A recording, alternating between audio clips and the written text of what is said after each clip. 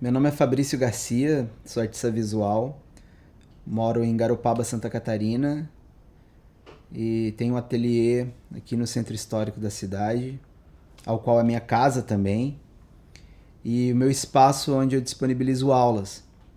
É um espaço escola, casa, ateliê, é um pouco de tudo dentro da minha produção e minha relação com a arte aqui na cidade. A experiência do espaço aqui, ela já começa logo pela manhã, assim. Eu gosto de fazer o meu café, gosto de sentir o aroma do café pela manhã. Eu acho que ele de alguma forma, ele dá uma energizada, assim, nas relações com o espaço. Então, gosto de moer o meu café, gosto de esquentar a água, passar o café, fazer todo... É quase um processo de ritual, né?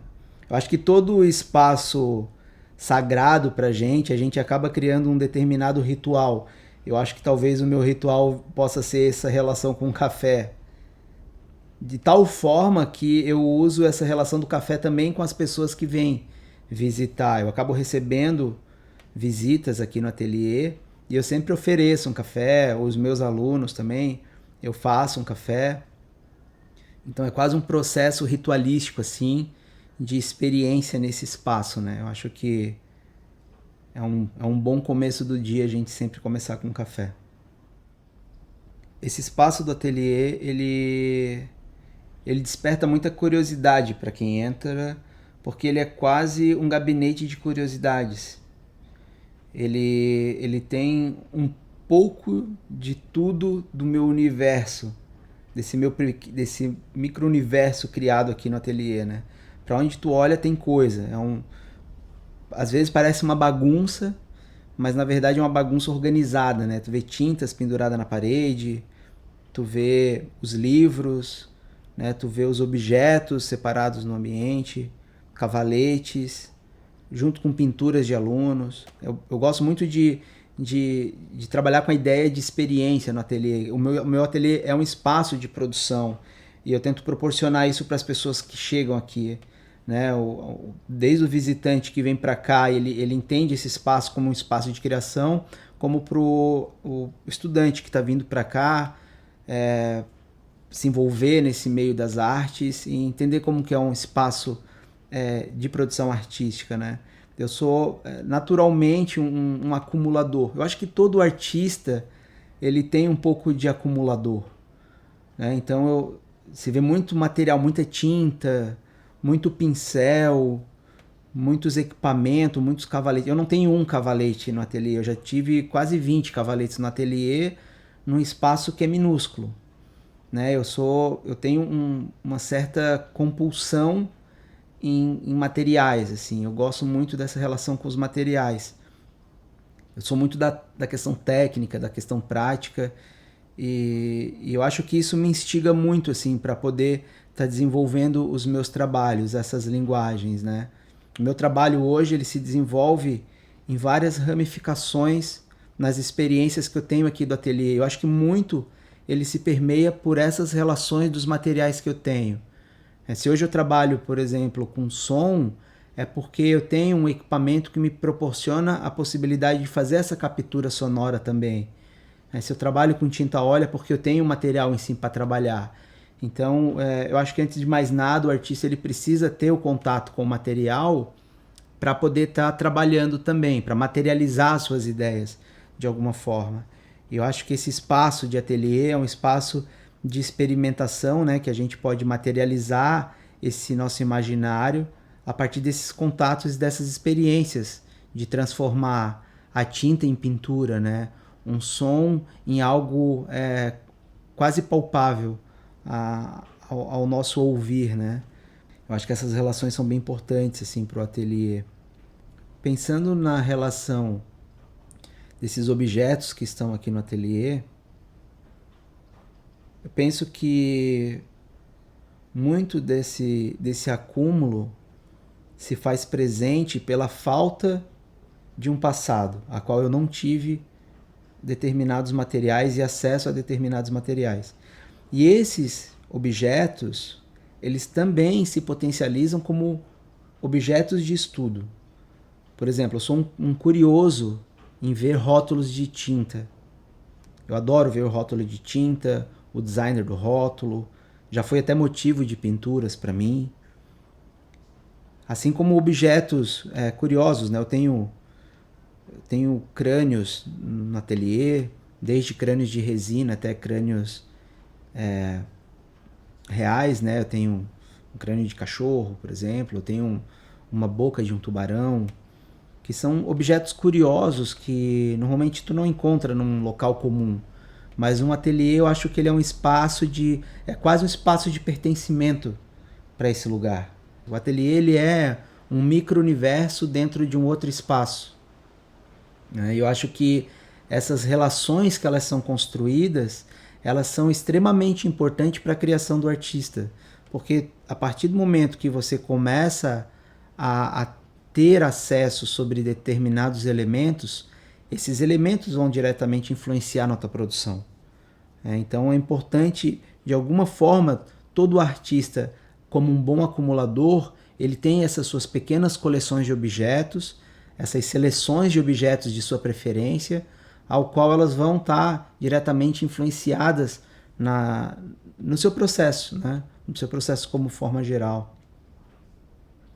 Eu acho que para um artista ter uma determinada coleção de objetos no seu espaço, antes de mais nada é necessário tempo, né? Porque a gente não faz uma coleção da noite para o dia.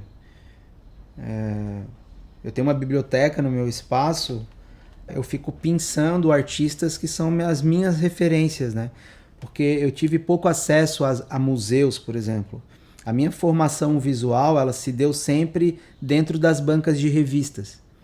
E esse acesso com as bancas de revista era muito a questão da leitura visual, não era a leitura textual.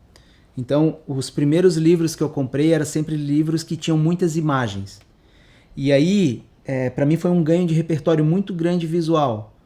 Então eu tenho coleções, por exemplo, de livros que mostram muitas imagens. E aí foi a partir desses livros que eu comecei a me inspirar, a ter os artistas que são referências para mim hoje. Né? E quando eu conheço um novo artista que está entrando no cenário, mais conhecido ou menos conhecido, eu acabo adquirindo um livro, porque é importante a gente ter esse material como pesquisa.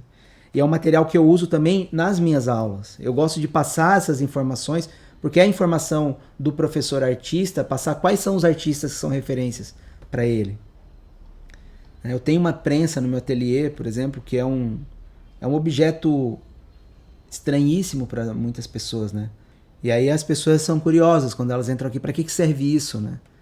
E é um material arcaico, se a gente parar para pensar, e ele ocupa um grande espaço no ateliê para um ateliê pequeno. Mas para mim é muito interessante, porque eu consigo trabalhar todo o meu processo, né, de gravura sem depender de ir para outro local. Eu consigo trabalhar no meu ateliê. Isso é uma liberdade que eu acho que poucas pessoas têm. Então, até certo ponto, eu me sinto extremamente privilegiado, né? E assertivo por ter investido nesse equipamento e poder estar produzindo, né? Eu acho que às vezes as pessoas elas não têm a percepção do quanto é custoso tu ser artista, tu ter um ateliê, tu manter um ateliê, porque tudo é muito caro, né? A gente vive num país que tudo é muito caro e tudo é muito suado para você investir. Então, tudo que está aqui dentro é uma pequena grande conquista, né? Todos esses objetos eu dou muito valor, né? Por isso que às vezes eu fico muito enciumado assim com os meus objetos, que são pequenos filhos criados aqui, né? Tudo que eu adotei durante esse tempo. O processo de criação do ateliê, ele se dá dentro e fora do espaço. O que acontece lá fora eu trago para dentro, e o que acontece aqui dentro muitas vezes eu levo lá para fora. No ano de 2007, junto de outro amigo, o Fernando Zenchô, a gente organizou o encontro de pintura ao ar livre de Garopaba, e esse momento foi bem importante para entender as relações de ocupação do espaço enquanto proposições artísticas. Foi um encontro que movimentou a cidade de um outro olhar, de uma outra forma. A educação estava envolvida também, a questão própria turística, né? Então, foi ali talvez um ponto inicial para pensar esse tripé entre arte, educação e turismo. Para uma cidade que é uma cidade turística, é importante pensar essa relação também. E foi um primeiro ponto que eu acho que é interessante pensar a questão de ocupação da rua. Durante a pandemia eu comecei a fazer o Arte em Garopaba, que foi um documentário que eu já fiz 15 episódios, que também, se a gente for pensar, é uma coleção, assim como os livros, né? São artistas que de alguma forma eu tenho um apreço, uma admiração, que são inspirações para mim, e é importante principalmente para a relação da escola, assim. Eu acho que os alunos terem acesso a esse material foi o ponto primordial para mim fazer esse projeto, porque quando eu era aluno da escola eu não tinha acesso a artistas locais, e agora propor isso a eles eu acho que é muito importante, eu acho muito gratificante, e eu acho que é uma relação também do trabalho do artista, né? Poder levar não só o seu trabalho, mas se possível levar o outro também. E foi a partir do Arte em Garopaba que eu vi a necessidade também de trazer outras linguagens, como no Ateliê Podcast, para poder buscar outras relações com outros artistas, com outras linguagens, porque o vídeo ele tem todo um processo mais laborioso, a qual sozinho para mim consumia muito tempo, eu não conseguia dar conta de tudo. O podcast foi uma solução mais rápida naquele momento, mas para mim ele vem como uma novidade, ele vem como um som. Eu nunca tinha trabalhado com som. E aí eu começo a fazer essa captação da voz do outro, e esse trabalho ele desemboca diretamente no Memórias Invisíveis, que é um projeto que ele tem um pensamento de ocupar a rua como o evento de pintura ao ar livre. Ele vem com a questão da sonoridade, né, com a fala, por conta do podcast.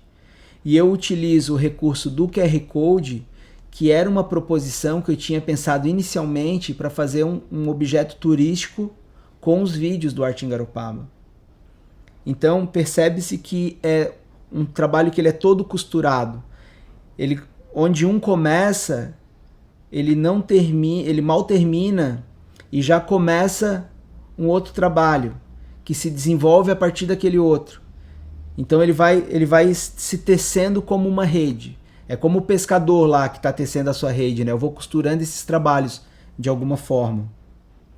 Então esse processo criativo ele se dá muito por essas experiências, né? De dentro e fora do ateliê.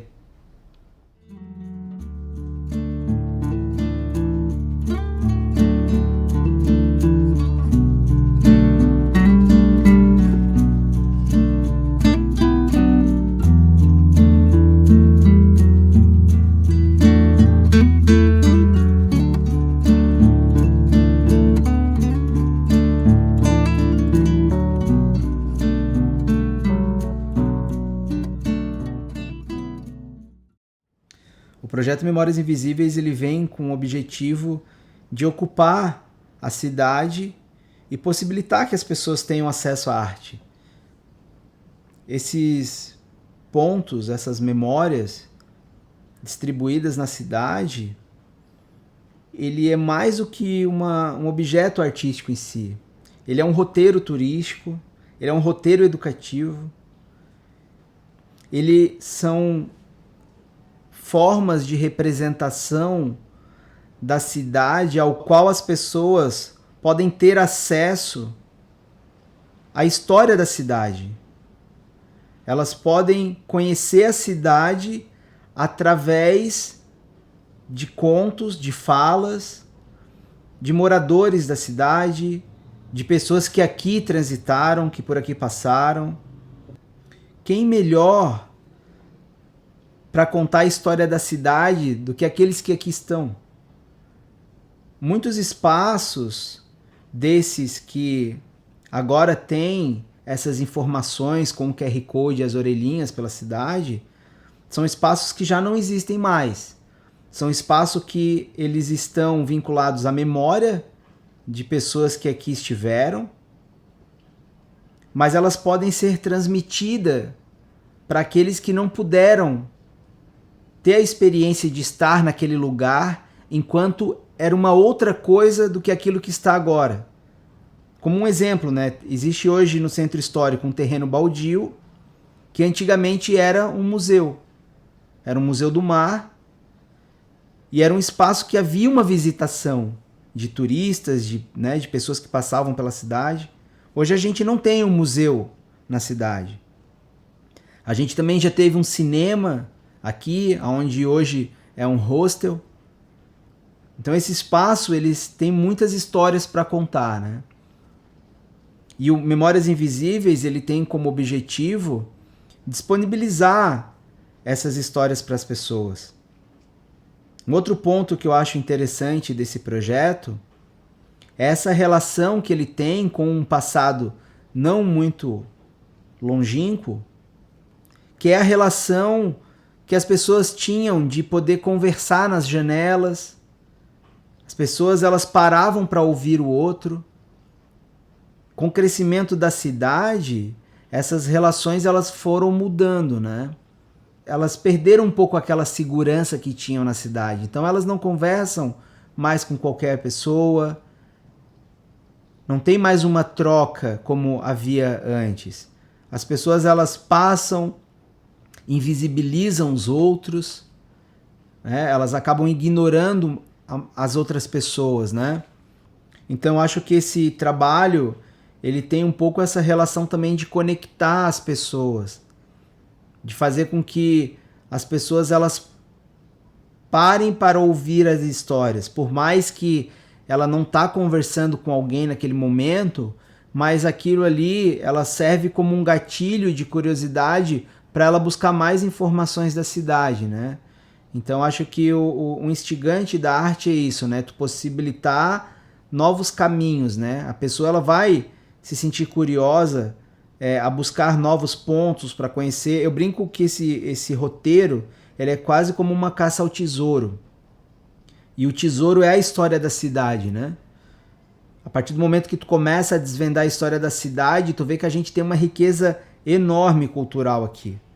E essa riqueza, ela foi sendo soterrada, né? Ela foi sendo apagada com a chegada de outras culturas. As outras culturas acabam sobrecarregando a nossa e a gente acaba deixando de ser aquilo que a gente sempre foi e acaba entendendo muitas vezes como algo até vergonhoso. A gente tem vergonha de mostrar o que é a gente, né? Porque é mais interessante as outras culturas, parece que é mais moderno ser o outro, né? E parece que é algo ultrapassado ser a gente mesmo. Então, essas relações que esses trabalhos desenvolvem também é valorizar essa raiz, a oratória, a fala, a gíria, a maneira de falar do nativo. É importante estar presente, mas a gente não abdica também da fala daquele que veio aqui e adotou Garopaba como sua cidade. Porque a Garopaba é uma cidade de trânsitos culturais. E a gente é uma miscigenação cultural, né? Mas a gente precisa entender também quais são as nossas culturas de raiz, né? Que é a cultura indígena, que é a cultura negra, que é a cultura açoriana. São várias culturas que são miscigenadas, né? E isso é importante a gente trazer à tona também.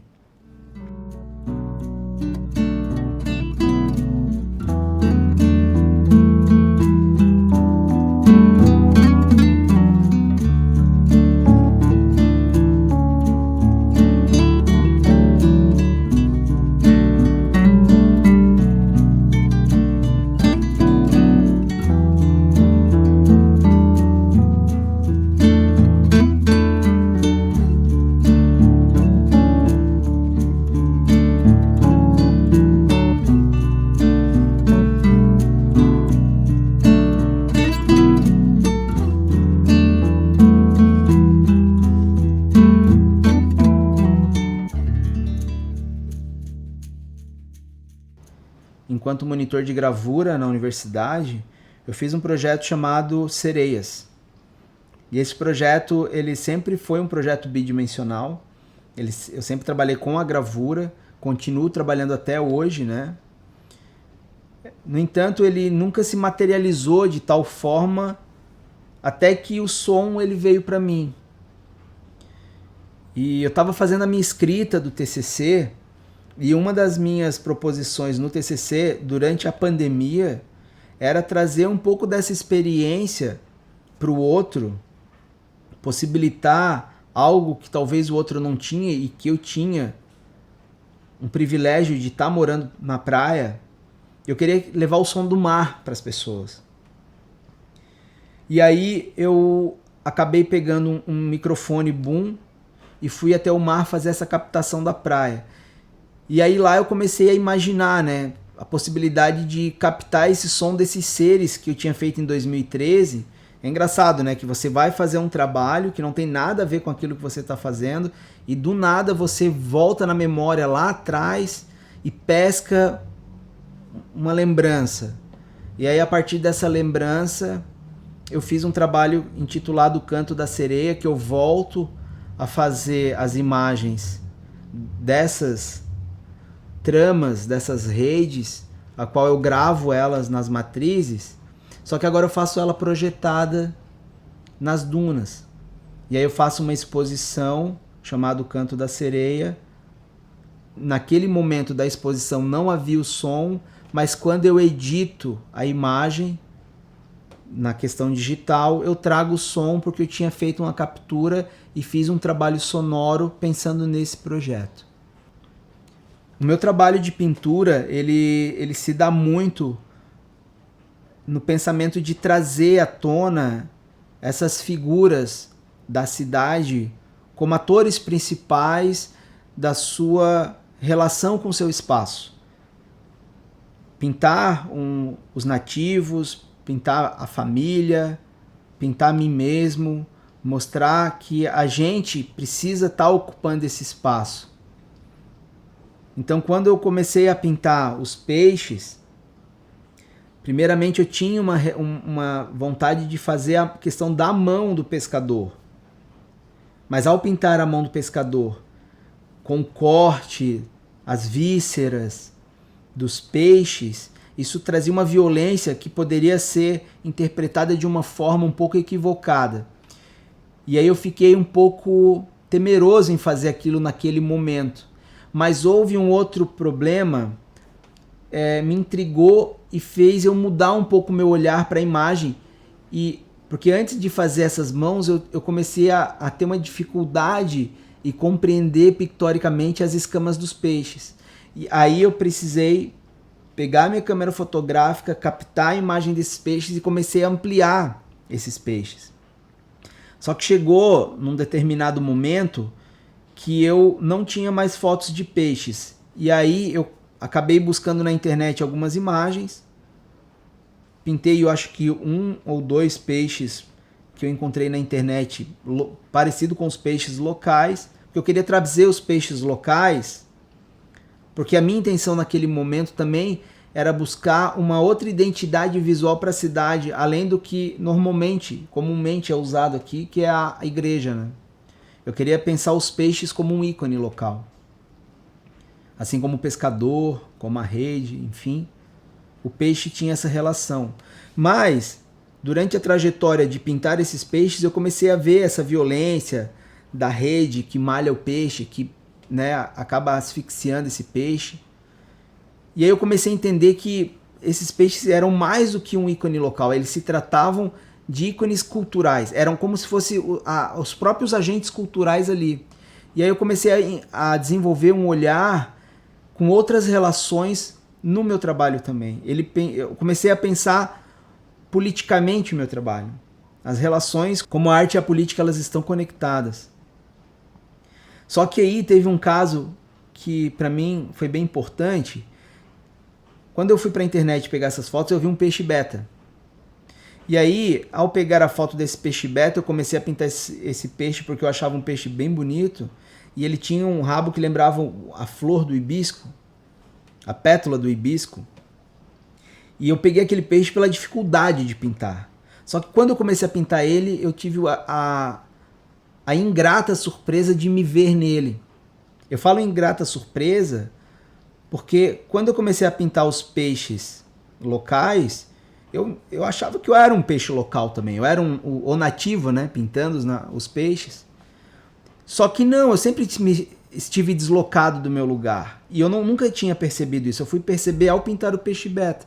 Porque quando eu pintei esse peixe, eu me vi nele. Tanto é que eu chamei essa obra de O Autorretrato Espelho de Narciso. Eu estava ali me afogando no meu próprio reflexo. Aqui trancafiado no meu ateliê, que é o meu aquário, isolado, o artista narcisista. E aí eu comecei a compreender essas relações e quanto as influências culturais que se atravessaram diante de mim na infância me influenciaram a nunca deixar ser quem eu sou. Eu nunca fui quem realmente eu queria ser ou precisava ser. Eu precisei pintar um peixe, me deparar com um espelho para entender que eu nunca estava realmente aqui. Eu sempre talvez estive fora daqui. Talvez só o meu corpo estava presente nesse lugar. E aí eu começo a desenhar, eu começo a ir na praia, fotografar mais peixes e começo a trazer mais visceralidade. Eu faço um trabalho chamado A Quarentena, onde só tem cabeças de peixes decepadas. E aí começa a entrar outros elementos, como a mosca. A mosca ela vem como um elemento político na pintura, porque a política ela se alimenta dessa putrefação da cultura. Enquanto a cultura está sufocando, agonizando, morrendo, tem político ganhando com isso, se alimentando disso. E quanto mais eu pintava, mais a política estava adentrando nesses trabalhos. Então você lê um título de uma obra, ela tem relação direta com a política. Né? Ela tem essa potência de trazer outras narrativas. Né? E aí começa a voltar de novo aquela vontade de pintar os braços, as mãos, para eu poder me aproximar daquele pescador, porque eu nunca pesquei, eu não sou um pescador, né? Meu avô era pescador, mas eu não sou um pescador, eu sou um artista. Mas ambos trabalham com as mãos. Então as mãos eram uma forma de conectar, né? Eu pintava as mãos, era como se eu quase estivesse me pintando também. Era como se eu desejasse estar no lugar do outro. E trazer o outro para a tela. Para mostrar que aquele ofício dele tem uma relevância extremamente importante para a cidade enquanto cultura. E aí são elementos que começam a aparecer, brotar na tela de forma muito instigante, né? Uma tatuagem que brota na imagem, uma escama saltada grudada na pele, a própria faca, o reflexo. Até que eu vou lá e pinto um QR Code à mão. Levei 4 horas para pintar um QR Code. E eu coloco esse QR Code, né, na tela. E aquela tela que tinha inúmeras camadas de tinta, agora tinha uma camada fina de tinta que representava um QR Code que eu trouxe da ideia lá do projeto do Memórias Invisíveis, e eu acabo colocando o som que remete àquela tela. Quando você ouve o som da tela, você ouve a faca afiando, o pescador falando o preço do filé. Então é como se você estivesse diante realmente daquela cena. É como se eu pudesse trazer ao espectador Garopaba aos olhos dele. Como se ele pudesse realmente... É como se eu pudesse materializar um pedaço da cidade, da nossa cultura, para o espectador. Tem aqui, ó. Ô, para fazer. Ô, vocês, ele tá com a mão limpa ali, Zé. Ó, tá com a mão limpa. Tem aqui, eu vou te pagar. Tem a brocha? Tem? Caça onde que não fui da faca. Espera aqui a fila. Pega a senha onde? É, a senha é por aí mesmo. Senha aqui. Pra ele? Vou tentar o quilo. Ele é 15 pila, amigo. Tá bom. Inteira? Não, eu quero só o quilo de... Gente, é 40. Vira isso aqui. Vai passar pra mim, vai passar na água. Como, tio? Ô, Caminho! Eu? Como? Quer comer hoje? Nada. Olha aí. Não quero nada. Ô, Caminho! Peixinho? Quer dar show, velho? A cabeça desse. Na mão, cara. Pena que não tem braço. Boa, Lomora, ela chupa. A brocha que não tem, né? 40 é o quilo de filé. Eu disse antes pra ele que não tem a brocha, como é que agora tem a brocha? Como que eu disse? Pra quem que eu disse que não tem? Eu falei pra ele? Não, eu falei pra ele que tinha.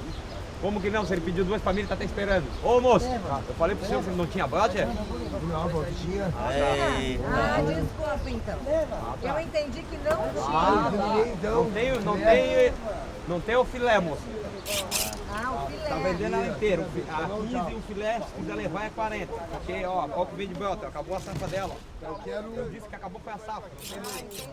Nós pegava 5, nós pegava 5.